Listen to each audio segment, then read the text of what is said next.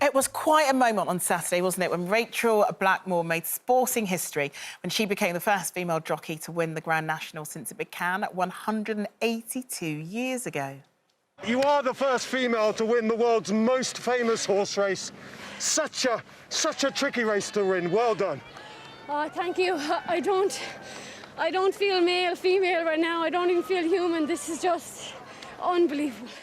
It was quite a moment, wasn't it, Gloria? I want to say it's a long way to Tipperary, because that's where she's from.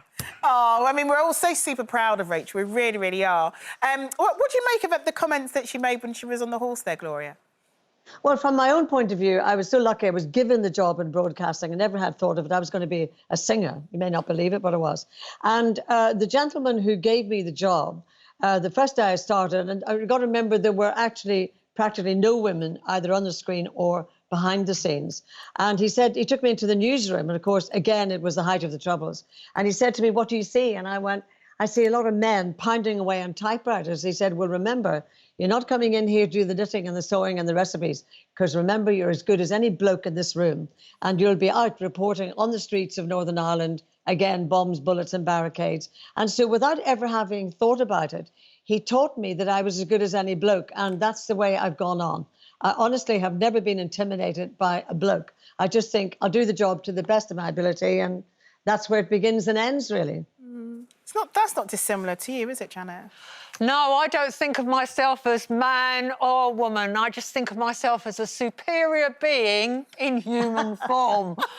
I mean, I never really got hung up on, you know, behaving in an appropriate way to be a woman, or how I should behave to get ahead in jobs where most of the people, when I started out, like Gloria, were men. And early on in my career, I got asked to sit on an equality committee, which was to do with equaling everything up and bringing people up. And I went, no, equality would be a backward step for me because I'm superior. And I have to think like that. I had to think like that because... Yeah. To push through and be not just a woman, but a working class woman, a woman that didn't have a degree, and to end up as a boss, you have to be totally focused. And what that woman did on Saturday was astonishing. It was a superhuman achievement.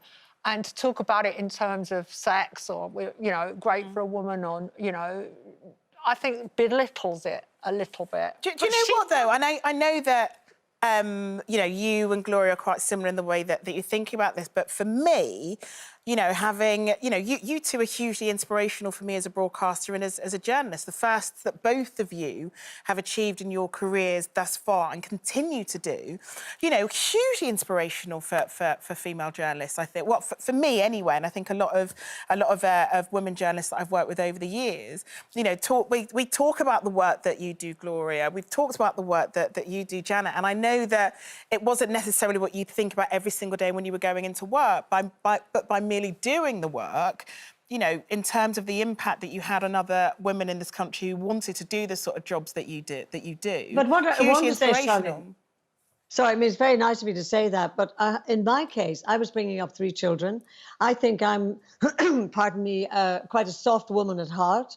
I've got a hard exterior in that sense, but and when I was the first woman, for example, to be on Radio 2, to have like a full-time daily program, people would say to me, "Oh my goodness, you were so inspirational, you led the way." In my heart, I didn't. I just was given it, and I worked hard to try and keep it. But I still was sort of had my femininity in terms of rearing children and you know, being a wife, and I think being a soft person inside.